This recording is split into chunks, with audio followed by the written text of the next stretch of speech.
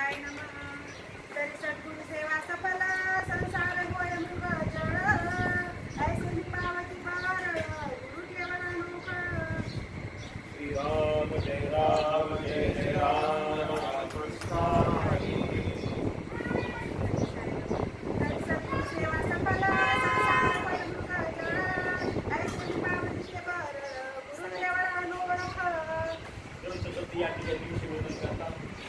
संवाद कुणाचा एक भगवान रामचंद्र आहे आणि दुसरी कोण आहे शबरी, म्हणजे उच्च कोटीचे भक्त शबरी आहे. त्या दोघांचा संवाद आहे.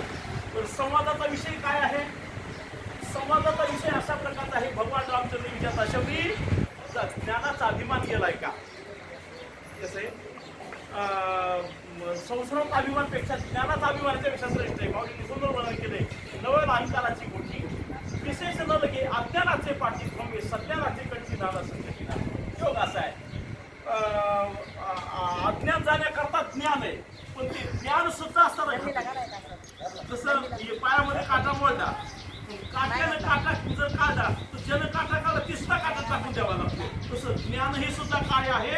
शेवटी अज्ञान गेलं की ज्ञान सुद्धा साध्य आहे. म्हणून शेवटी तू असणारा तुझा ज्ञानाला अभिमान गेलाय का? पहिल्या प्रश्नाचा प्रश्न आहे.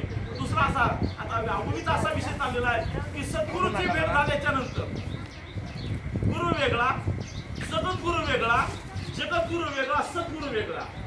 नाथ महाराजांनी 24 प्रकारचे गुरु केलेले आहेत. जगतामध्ये गुरुचे काय लक्षण असले पाहिजे?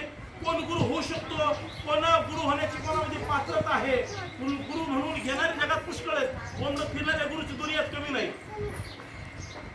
लक्षात ठेवा. गुरु पण कोणाच्या अगोदर त्याची अगोदर कर्तृत्व संपलेलं आहे का? त्याचं भक्तृत्व संपलेलं आहे का? त्याचं ज्ञातृत्व संपलेलं आहे का? एक तो श्रोत्रिय आहे का, ब्रह्मनिष्ठ आहे का आणि दयाळू आहे का? हे गुण ज्याच्या अंगी असतील अशा प्रकारचा जर परिपक्व ज्ञान असेल, ज्याला 4 वेद 6 शास्त्र 18 पुराण याचा समन्वय कळलेला आहे, त्याच्यानंतर त्याप्रमाणे तो वागतो. सांगणारे पुष्कळ आहेत, पण वागणारे जो वागतो आणि शिष्याविषयी ज्याला कळकळ आहे असा गुरु होऊ शकतो. अशा गुरुच्या संगतीमध्ये त्याचं फल काय म्हणतात? मौलिक एका ठिकाणी वर्णन केले की तुझी कृपा दृष्टी निर्विश्व विषय आले तिथली अनुष्ठीसाठी तुझी गुरुकृपा दृष्टी शब्द स्पर्श रूप रस आणि गंध हे जे 5 विषय आहेत, हे असणारे माणसाला विषासारखे काय करायचं साप चावायला येतं, पण त्या सापाचं विष असणारं ज्याच्यामध्ये उतरण्याची ताकद आहे अशा प्रकारचा गुरु आहे का? त्याच्यानंतर ज्याच्या संगतीमध्ये संसार हा मृगजळ अशा प्रकारचा वाटतो का? मृगजळ म्हणजे उन्हाळ्यामध्ये जळायचा जो पाण्याचा भास होतो तशा प्रकारचा संसार वाटतो का? तिथं गुरुला झाला नसेल तर शिष्याला काय समजून केलं. म्हणून अशा सद्गुरूच्या संगतीमध्ये माणसा जीवनाचा उद्धार होऊ शकतो. असा शबरीचा आणि रामाचा दोघांचा संवाद आहे.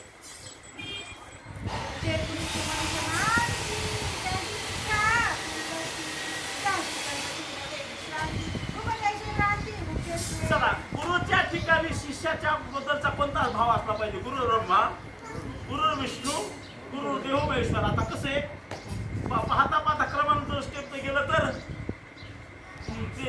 देवाला देवच मानतात, शास्त्राला बी देवच मानतात, आईवडिलाला सुद्धा देवच मानतात, उपासनेचे 5 शास्त्रामध्ये सांगितले आणि ते गुरुला सुद्धा का गुरुदेव मानतात.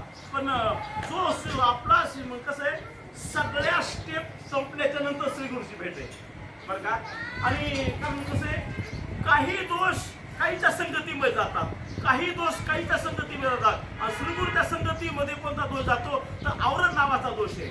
आता आवरणामध्ये असत्वा पादक आवरण आहे आणि अभाना पादकी आवरण आहे. श्रीगुरूच्या संगतीमध्ये स्वस्वरूपाचं जे अज्ञान आहे, मी जीव आहे का मी ब्रह्म आहे का मी कुटस्थ आहे का मी आत्मा आहे, मी कोण आहे, याची यथार्थ ओळख त्याच्या संगतीमध्ये होते. आणि ह्या तिन्ही देहाचा बाद ज्याच्या संगतीमध्ये होतो असा श्रीगुरूच्या संगतीतनं फल आहे म्हणतात. पण अशा श्रीगुरूची जर भेट झाली तर त्या श्रीगुरूला माणूस म्हणता येत नाही. तर तो कसा असणारा पूर्ण देवत असला पाहिजे किंवा त्याच्यामध्ये शिष्यामध्ये कुठल्या प्रकारचा भेद शिल्लक नसला पाहिजे किंवा तो असणारा शिष्य श्रीगुरू वाचून जसं लहान लेकरू आई वाचून कोणालाच ओळखायला तयार नाही, तसं माऊली म्हणतात सद्गुरू सारिखा असता पाठी राखा. तसं श्रीगुरूच्या संगतीमध्ये माणसं शिष्यानं त्याला माणूस मानू नये, तो देव असतो असं म्हणतो. मंत्र तंत्र जे सांगती ते तोंडीचे तोंडी उपदेशिती, गाणी अंतरीचा प्रतिती उपदेश भ्रांती मुख्यत्वे